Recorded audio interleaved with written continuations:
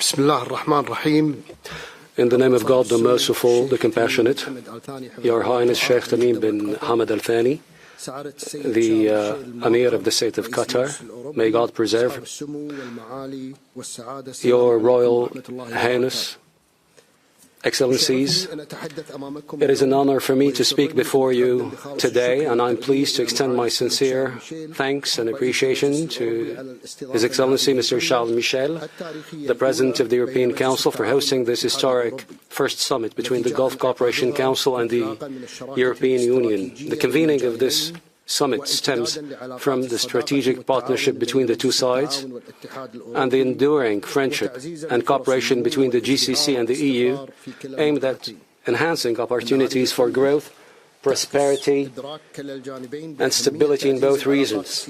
This summit reflects the shared awareness of both sides on the importance of strengthening political and economic relationship between the GCC and the EU, which would allow both sides to achieve their desired goals and elevate their strategic partnership to new horizons across various fields. And this is in line with the cooperation agreement signed between the two parties in 1988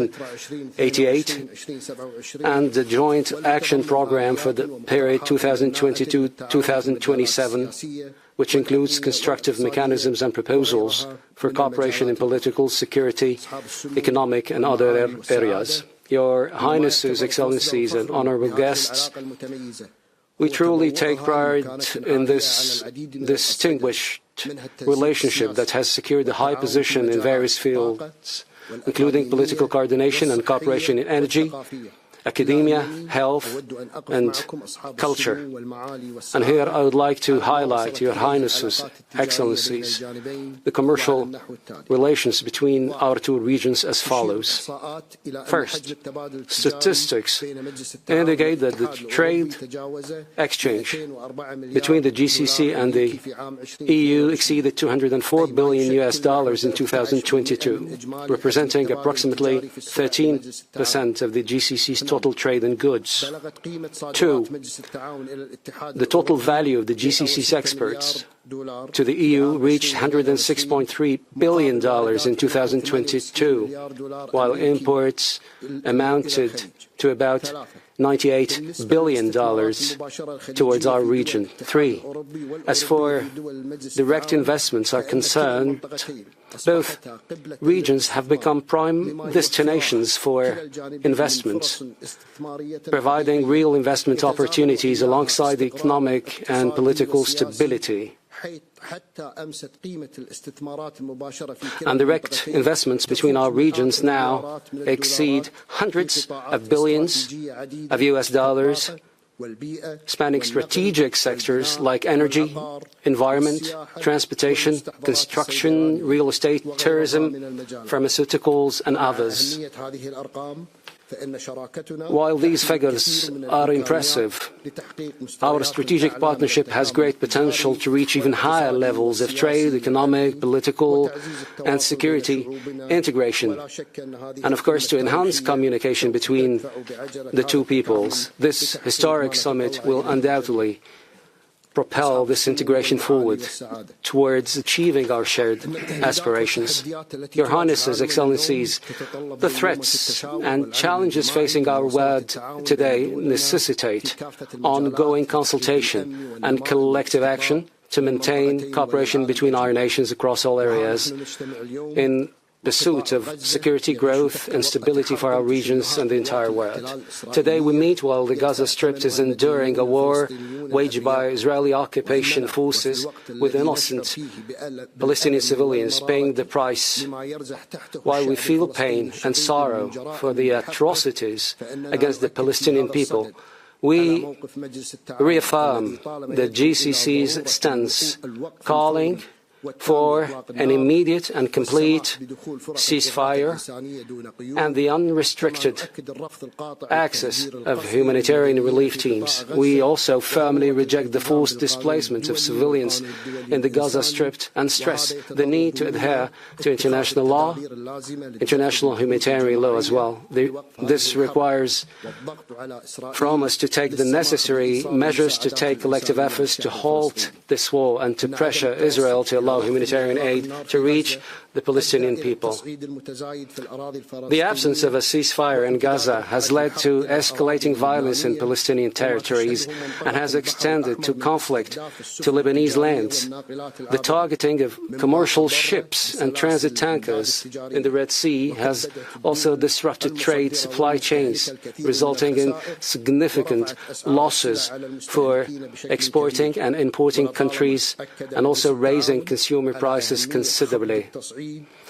The GCC has therefore long emphasized the importance of de-escalation, exercising maximum restraint, prioritizing political solutions and diplomatic dialogue to spare our region and the world further instability and the dangers of wars and destruction and their impact on the people of the region and the world.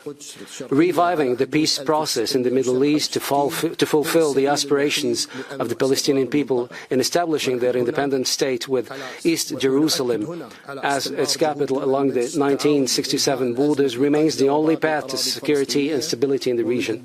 And here we'd like to reaffirm the GCC countries' ongoing efforts to end the crisis in Gaza and the rest of the Palestinian territories, including the valuable and significant roles played by the Kingdom of Saudi Arabia and the State of Qatar and their continuous efforts in coordination with the international partners and the Ministerial Committee chaired by the Kingdom of Saudi Arabia, established based on the outcomes of the Islamic Arab Extraordinary Summit. We reiterate here the importance of the international coalition to implement the two-state solution.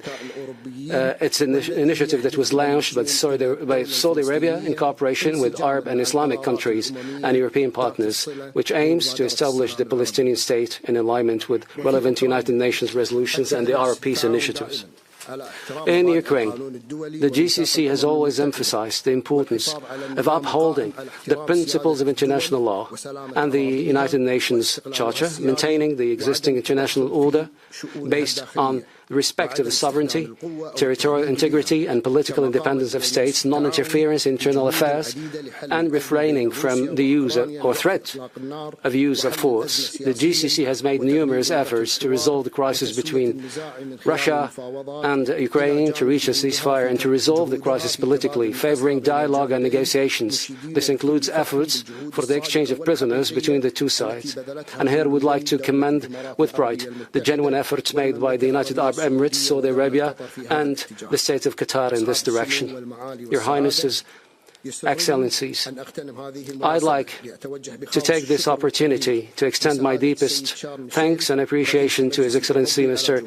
Charles Michel, President of the European Council, for his outstanding leadership and active role in strengthening relations between the GCC and the EU. His vision and continuous support have had a significant impact on developing our strategic partnership, and we wish him continued success in serving Europe and his country, the Kingdom of Belgium, and enhancing cooperation in our region. We're confident that his efforts will remain a landmark in the path of joint cooperation. I also would like to express my sincere gratitude and appreciation to Mr. Josep Borrell, High Representative of the European Union for Foreign Affairs and Security Policy and Vice President of the European Commission, for his outstanding efforts and major contributions in enhancing relations between the GCC and the EU during his tenure. The leadership roles of Mr. Michel and Borrell have left a clear mark on advancing this partnership. In conclusion, we look forward